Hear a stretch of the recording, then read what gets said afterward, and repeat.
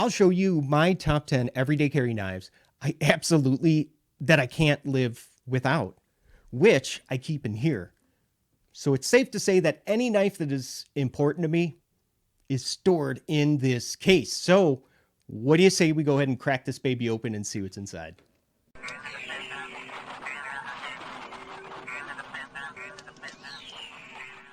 There is a couple requirements for a knife to be on this list, okay? It has to be in production, so there's nothing discontinued that I'm going to show you that you can't. Everything I show you, you should be able to buy for yourself. And the other is one knife per brand. Yeah, I went ahead and made things even more difficult. It would have been a heck of a lot easier just to load up the list with a bunch of Benchmades and Spydercos, but I didn't want to go that route. Hey, how you doing? If this is your first time here, welcome to the channel. My name is Jay. Go ahead and click on that subscribe if you're looking for knife reviews. They get right to the point. All right, kicking us off at number 10, I've got from Benchmade. This is the Presidio 2. We got the full size and the mini. Now, both of these have that newer scale material that Benchmade is calling CF Elite, which apparently it offers all the strength, but without the extra weight. This is the mini one with the CF Elite scales. They've got the weight for the mini down to about 3.1 ounces, which, yeah, that's pretty darn good. I mean, the full-size version here has benefited the most, I think, from the upgrade with the CF Elite scales, because the full-size aluminum, that was about a little over 6 ounces. Now, they've got it all the way down, get this, about 5 ounces. And I think that's pretty darn good, especially when you consider that this blade, that's about 3.72 inches. Yeah, nice. Sitting at number 9, I've got the USA-made Hogue EX03. I'm going to tell you right now, the Hogue EX03 it has to be like one of my favorite harder use type of knives. In fact, I like it so much. Get this. Yeah, I went ahead and got the automatic version too. And now that's got me thinking, how awesome would that be if every knife, if it came in an automatic and a manual? I don't know about you, but I'd be in heaven. I love this for hard use because the handle, it's a one-piece construction that is made from this like really resilient reinforced polymer material. Yeah, it's plastic, but it's kind of fancy, and it has really nice traction too in hand. I also like these thumb studs because they're a little bit oversized, so it just makes it a lot easier to go ahead and get at them with when you got gloves on. It's a right-handed knife. You know, there's no button on this side. That's just a pad to put your thumb on for some reason. Yeah, I don't know why that's there. But the button is on the show side. So as a lefty, I still love this thing. So really, that should tell you how good of a knife that this is. Number 8, from Cold Steel. Oh yeah, we got the code for.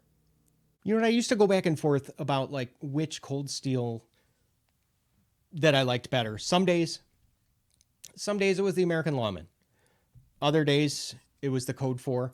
I can honestly say now confidently that I prefer the Code 4 just slightly more over the American Lawman. I mean, for one, these aluminum scales, they do not destroy your pockets like the American Lawman does.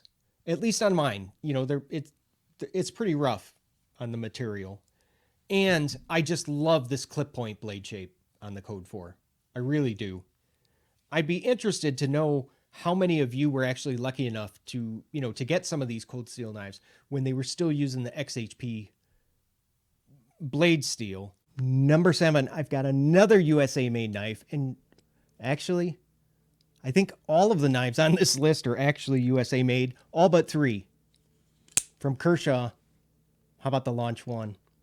I normally do not get I don't usually get all jazzed up over like the harpoon blade shape. I just love it on the Launch 1. And look at all of that belly. Yum. This is just such a good looking knife.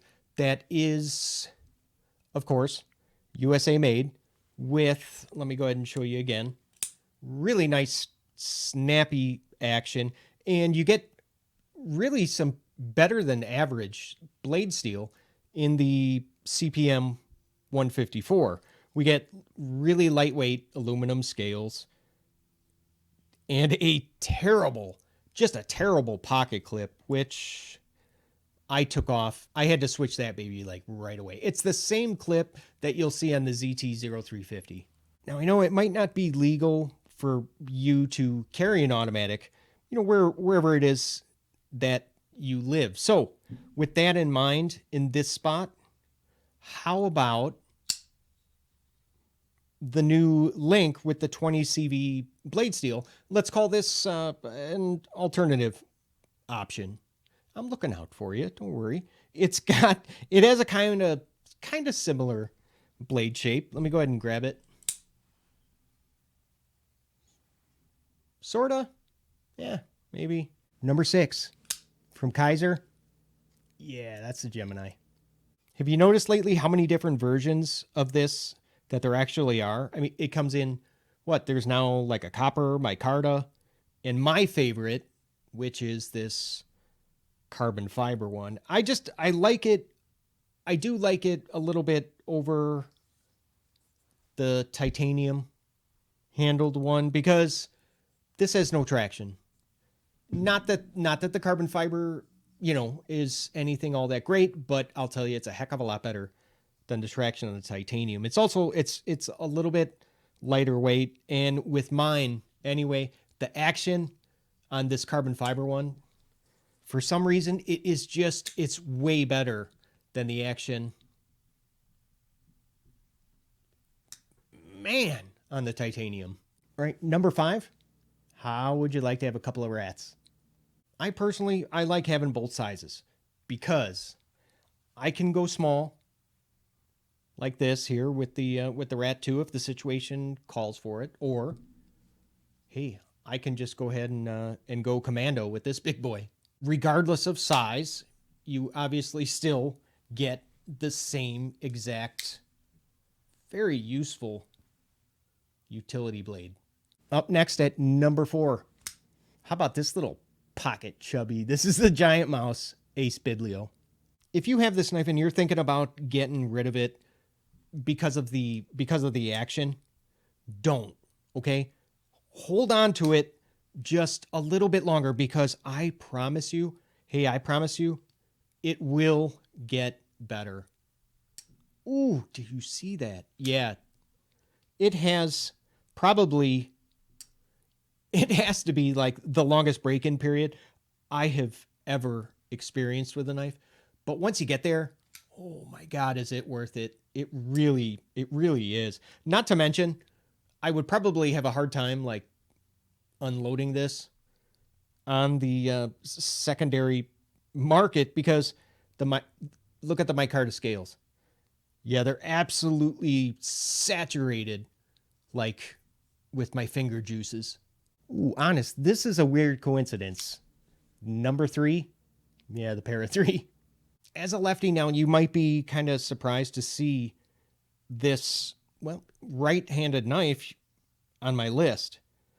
But there is just something about the smaller size of the Para 3. It's so much easier for a lefty to use this right-handed compression lock. I absolutely can't do the same thing with the PM2, which is why I had to get the left-handed version of the PM2. Unfortunately, I can't just go ahead and suck it up and use my right hand. Believe me, I wish I could. Now, for any lefties that might be watching, here's what I do. Here's how I'm able to operate this right-handed compression lock with my left hand. So you have to have the clip. You can see on the, you have it tip up on the show side. Because I take my last 3 fingers and I go ahead, that's how I grip the knife, is I grip onto the pocket clip, just like that. Which, what that does is it gives me the leverage that I need to be able to go ahead and push on the compression lock with my thumb, and then I'm able to close it. Yeah, it's still a little bit awkward, but I'll get the hang of it. Maybe you've heard of this next one. I don't know. Elementum Cevibe. At first, I'm going to level with you. I did not love this knife because all of my needs were being met with other similarly sized knives with better blade steel. But then they went ahead and came out with the micarta version, which, yeah, that got me more interested. Then Cevibe goes ahead and slaps on a S35 VN blade, and I thought, okay, hey, maybe it's time to go ahead and try it again. And I'm really glad that I did. This is going to sound kind of corny, but the Elementum has me interested in smaller knives again. So thank you, Cevibe. Here we are. You ready to see my number one everyday carry knife I absolutely cannot live without? That's the Practic from WE. This is that Blade HQ version that you could get with those. Remember, it had like those dirty looking copper or brass scales. So all that I did was I just took my Dremel and I kind of buffed off all that like black sooty type stuff to expose the raw brass, which honestly, it took me all of about 30 minutes maybe, both sides, because I want to go ahead and patina these scales myself. I really don't want it done for me already. Unfortunately though, the brass, it does up the weight a little bit to about 5.1 ounces. But guess what? I have a hack for you. It's a minor one, but still I'm going to tell you about it. So if you have the G10 version of the Practic as well, you can just go ahead and swap the back spacers, which you can see, yeah, I have the green G10 version. So I swapped them out, and that gets the weight under 5 ounces. Now it's around 4.9. So at 3.1 ounces that the G10 version weighs, it can tolerate the little extra weight that it's going to get from this brass backspacer that I'm going to have to put on it. You know, we're only talking about fractions of an ounce of difference, so I get it. You know, it may not even be worth the trouble to do this swap. Since I've shown you mine, I would love to know, okay, what are some of the knives you absolutely just, that you can't live without?